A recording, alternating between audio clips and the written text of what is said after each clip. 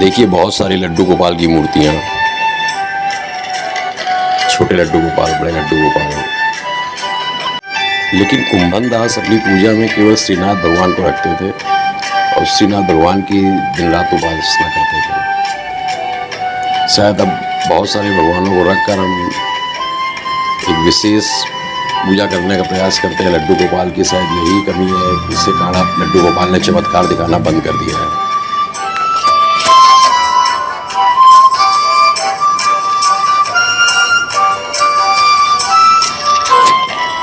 बहुत ज़्यादा कमर्शलाइज कर दिया है लड्डू गोपाल को।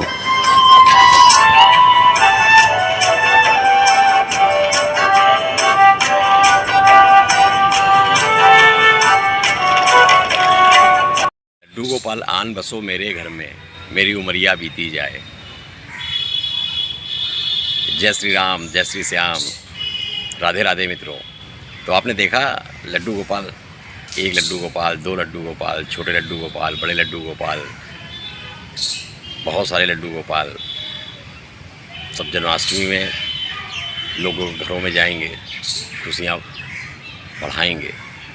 लड्डू गोपाल को रखने से घर में बहुत सारे फ़ायदे होते हैं, जैसे वास्तु दोष हमारा दूर हो जाता है, काल सर्प दोष दूर हो जाता है, पितर अगर दोष है घर में तो वो भी दूर हो जाता है, और सारे ग्रह जो है वो शांत होते हैं, घर में रौनक आ जाती है, माहौल अच्छा हो जाता है। लड्डू गोपाल को घर में लाने के अनगिनत फ़ायदे हैं, मैं गिन नहीं सकता।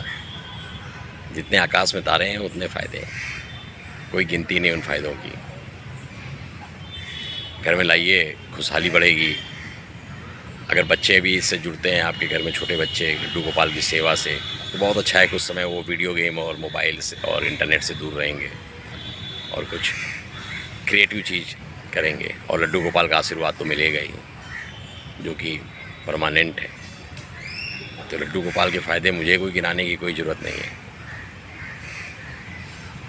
जैसा कि जन्माष्टमी 7 सितंबर गुरुवार को है, लड्डू गोपाल की और सब देवी देवताओं के साथ में पूजा कीजिए।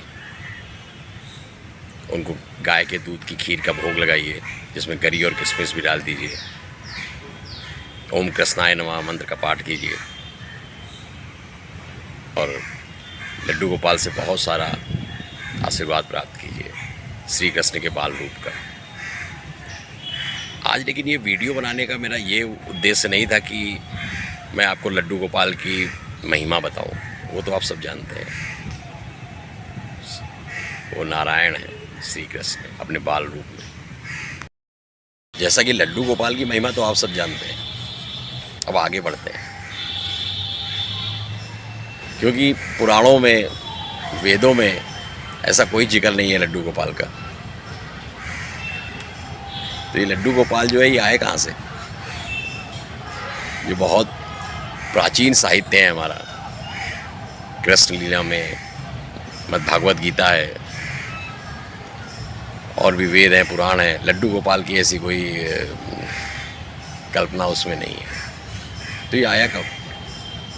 क्योंकि मेरे भी बचपन में कोई ऐसा लड्डू गोपाल की कोई नॉर्थ इंडिया में स्पेशली, ना मेरे घर में ना किसी रिश्तेदार के घर में लड्डू गोपाल की पूजा होती थी जिस तरह से आजकल हो रही है, ग्लैमराइज वे में।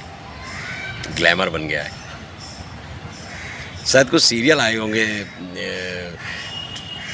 मतलब स्टार प्लस या किसी चैनल में, कभी सास भी बहू थी, इस तरह के। तो उसमें शायद कुछ गुजरात का कल्चर कुछ दिखाया गया होगा, जिसमें लड्डू गोपाल को लेकर घूम रहे हैं और समय व्यतीत कर रहे हैं, और सास की सेवा न करके लड्डू गोपाल की सेवा कर रहे हैं। ऐसा कुछ विचित्र दिखाया गया होगा। तो शायद लड्डू गोपाल की जो परिकल्पना है वो आज जो है वो ग्लैमराइज हो गई है और काफ़ी प्रचलित है। अभी मैंने आपको भी एक लड्डू गोपाल, दो लड्डू गोपाल और बहुत सारे लड्डू गोपाल दिखाए। तो प्रश्न बस फिर वही घूम फिर के आता है कि लड्डू गोपाल फिर आए कहाँ से 8-10 साल पहले। अच्छा चलते हैं, आपको बताते हैं कि इसका इतिहास क्या है, कब आए, क्योंकि वेदों पुराणों में इसका कोई जिक्र नहीं है। ये जो बात है, आपको मालूम है कि तुलसीदास 1532 में जन्म हुआ। उसके बाद तुलसीदास ने रामचरितमानस की रचना की। 1623 में तुलसीदास जो थे वो एक्सपायर हुए। उससे पहले उन्होंने हनुमान चालीसा, रत्नावली, ऐसे तमाम पुस्तकें लिखी। उसी समय अब वो तो चित्रकूट के धाम में थे, वहाँ पर थे, अयोध्या के पास में थे, बनारस में थे, लेकिन इधर मथुरा वृंदावन के पास में, गोवर्धन के पास एक और महान कवि रह रहे थे, जिनका नाम था कुंभन दास, जिनका जन्म करीब 1480-83 में हुआ था, और वो भी 1532-33, 34-35 में, वो तुलसीदास से तो बड़े थे कुंभन दास, क्योंकि तुलसीदास 1532 में हुए थे और वो 1483 कुछ में। तो कुंभन दास जो थे वो वैसे तो वो गौर क्षत्रिय, गौर राजपूत थे, और गोवर्धन जो मथुरा के पास एक जगह है, गोवर्धन पर्वत है, उसके पास एक गांव में रहते थे। उनका जो पूरा घर था, उनके कई भाई थे, वो सब खेती बाड़ी में बिजी रहते थे, व्यस्त रहते थे। लेकिन जो कुंभन दास थे वो श्रीनाथ जी की पूजा में दिन रात लगे रहते थे, सुबह शाम तक श्रीनाथ की पूजा, उनका भोग, उनको सुबह का स्नान, शाम की आरती, सुबह की आरती, दोपहर की आरती, सब कुछ केवल श्रीनाथ की सेवा में ही लगे रहते थे कुंभन दास, और उनसे जुड़ा हुआ साहित्य लिखते थे। उस समय के जो बल्लभाचार्य, प्रभु बल्लभाचार्य के पुत्र विट्ठलनाथ जी महाराज, उन्होंने एक अष्टछाप 8 कवियों का एक ग्रुप बनाया, जिसमें उनको भी शामिल किया, कुंभन दास को भी। और कुंभन दास जो है वो भी उस ग्रुप में शामिल हुए और कृष्ण की लीलाओं का वर्णन गाकर कविताओं के फॉर्म में करने लग गए। अब उन्होंने अपनी जो है एक पुस्तक में कुंभन दास ने लिखा कि एक बार वो जो है वैसे तो वो दिन रात में श्रीनाथ जी की सेवा में लगे रहते थे, लेकिन एक बार वो उनको किसी आवश्यक कार्य से कुछ धन की कमी थी, क्योंकि जब बहुत ज़्यादा भगवान से जुड़ जाता है तो भगवान उससे धन छीन लेते हैं, क्योंकि जब भगवान मिल गए तो धन की क्या आवश्यकता, ऐसा लिखा हुआ है। कृष्ण भगवान ने गीता में कहा है, जब मैं आता हूँ तो फिर धन और मन सब गायब हो जाता है, केवल मैं ही दिखता हूँ। तो कुंभन दास जो थे वो कृष्ण भगवान की उन पर बहुत ज़्यादा कृपा थी, इसलिए उनके पास धन नहीं था। अब लेकिन जीवन चलाने के लिए थोड़ा बहुत तो धन चाहिए, तो वो भजन करने के लिए उन्होंने सोचा कि भाई बच्चे हैं, उनके बच्चे थे, पुत्र था, तो उन्होंने सोचा कि कुछ भजन दोपहर में जाकर स्टार्ट करते हैं कुंभन दास ने। कुंभन दास जो है वो अब फिर, लेकिन दोपहर का भोग लगाना था भगवान को, तो कुंभन दास अपने छोटे बेटे से कह गए कि ये देखो, एक थाली है, एक प्लेट है, इसमें मैंने जो है भगवान का भोजन रख दिया है, और दोपहर में भगवान को भोजन करा देना। कुंभन दास का जो बेटा रघुनंदन था, उसने सोचा कि ठीक है, क्योंकि वो 5-6 साल का था, 5-6 साल का बच्चा आप समझते ही हैं, बिल्कुल इनोसेंट। तो वो चले गए। अब बच्चा जो है वो कृष्ण, रघुनंदन जो है वो कृष्ण भगवान के पास थाली लेकर पहुंचा और कहा कि प्रभु कृष्ण भगवान ये खा लीजिए, श्रीनाथ जी ये खाइए, भोजन करिए। अब वो तो श्रीनाथ जी की मूर्ति थी, उसमें कुछ असर नहीं हुआ। अब वो बार बार कहता है कि कृष्ण भगवान कुछ खाइए, श्रीनाथ जी कुछ खाइए, पिताजी हमारे भोजन दे गए आपके लिए, खाइए खाइए, नहीं तो मैं भी नहीं खाऊंगा। और वो 5-6 साल का था, वो फिर रोने लग गया। अब कृष्ण भगवान को जो है उस पर जो है दया आ गई और वो एक बाल रूप में आए और भोजन कर लिया। जब कुंभन दास लौट कर आए तो उन्होंने देखा कि अरे पूरी थाली का खाना खत्म, ये मेरा 5-6 साल का बेटा लगता है, पूरा ही जो है प्रसाद समझ के पूरा ही खा गया। फिर उन्होंने जो है अगले दिन फिर उनको दोपहर में भजन में जाना था, फिर उन्होंने अपने बेटे से कहा कि भोजन रख दिया है मैंने और करा देना प्रभु को, श्रीनाथ जी को। बेटे ने इस बार लेकिन कुंभन दास जो है थोड़ा ज़्यादा खाना रख गए थे, जो कि बेटा उनका ना खा पाए। और बेटा फिर दोपहर में गया, उसने विनती की कृष्ण भगवान से, कृष्ण भगवान बाल रूप में आए, सखा के रूप में उसके, और भोजन को कर लिया। लौट के आए कुंभन दास, तो उन्होंने सोचा ये क्या चमत्कार हो रहा है, ये बेटा हमारा इतना कैसे खाने लग गया, या तो कोई बाहरी आता है जो भोजन कर जा रहा है और मुझे पता नहीं। तो कुंभन दास ने क्या किया, उसमें की बारात होती थी, बड़ी बड़ी थालियाँ, उसमें एक दिन लड्डू बनवा दिए कि अगर भोजन करने आता है तो बहुत सारे लड्डू नहीं खा पाएगा। और वो वहीं पर कुंभन दास ने अपने बेटे से कहा, ये देखो ये परात में हमने लड्डू रख दिए हैं और इसके ऊपर एक चादर उड़ा दिया है, दोपहर जब हो जाए तो इसको खोल देना और प्रभु से कहना खा लें, भोजन कर लें। और रघुनंदन ने कहा ठीक है। लेकिन कुंभन दास उस दिन दोपहर में गए नहीं, वो वहीं छुप गए।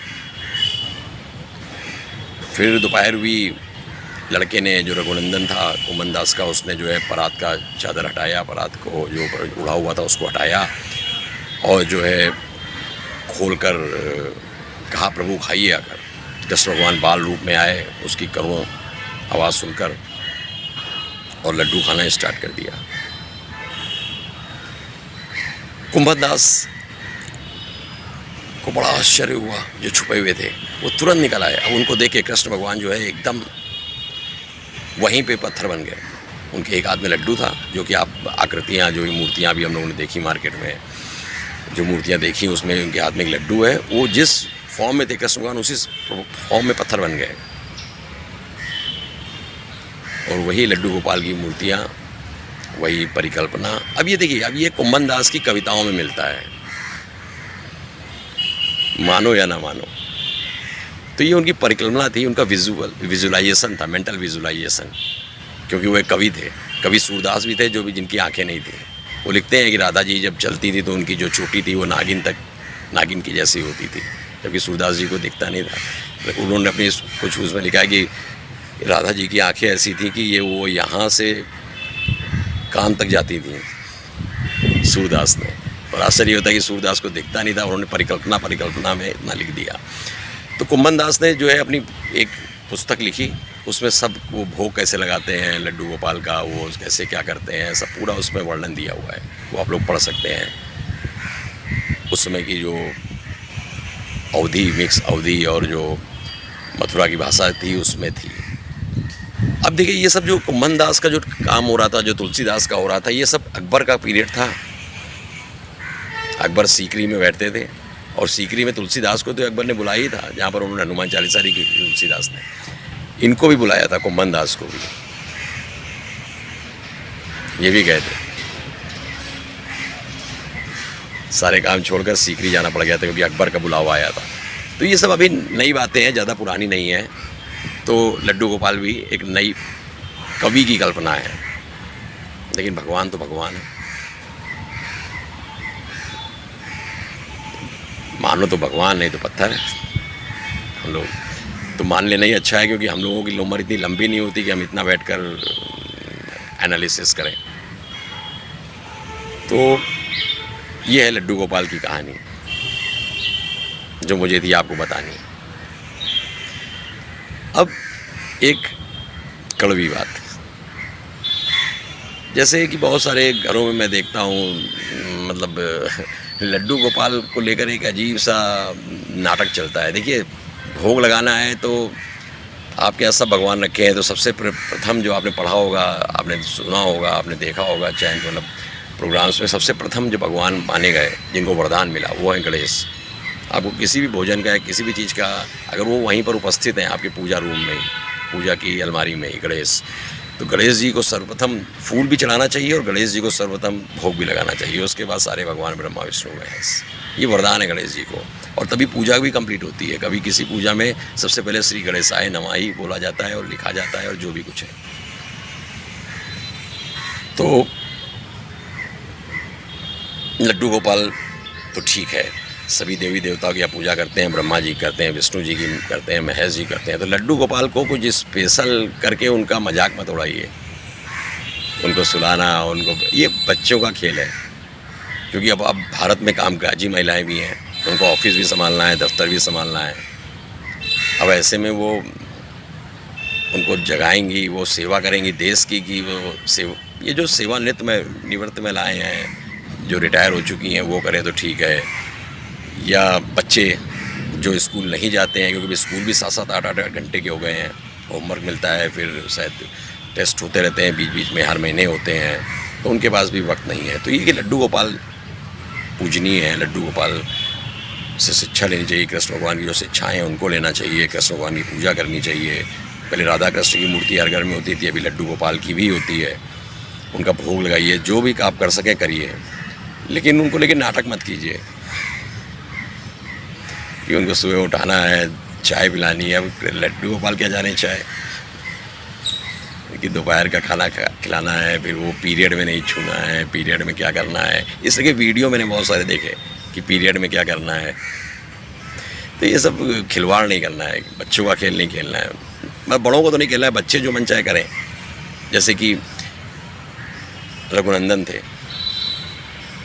वो बच्चे थे तो भगवान भी बच्चों को प्यार करते हैं, उनको हर तरह की क्षमा करते हैं, चाहे वो है ना, क्योंकि वो निर्दोष होते हैं, वो इनोसेंट होते हैं। बड़े इस तरह का नाटक ना करें। तो जन्माष्टमी की आपको बहुत बहुत शुभकामनाएं। आज बहुत अच्छा मुझे मौका मिला कि मैंने लड्डू गोपाल के बारे में आपको बताया, उनकी पूरी कहानी बताई जो कुंभन दास के साहित्यों से निकली है। कुंभन दास के साहित्यों में को आप पढ़ेंगे तो उसमें मिल जाएगा कि उन्होंने को लड्डू गोपाल का दर्शन कैसे, मतलब उनको कृष्ण भगवान के दर्शन कैसे हुए, लड्डू गोपाल की परिकल्पना कहाँ से आई, और उनकी किताब में लिखा है कि वो कैसे भोग लगाते थे। सब उनकी मतलब पुस्तक में लिखा है। जैसे सूरदास की भी पुस्तक है, रहीम की भी है, मीराबाई की भी है, रसखान की भी है। तो आप पढ़ेंगे। ऐसे कुंभन दास का भी साहित्य है। तो जन्माष्टमी की आपको हार्दिक शुभकामनाएं। फिर मिलेंगे। चैनल को सब्सक्राइब करिए। जय श्री श्याम। राधे राधे।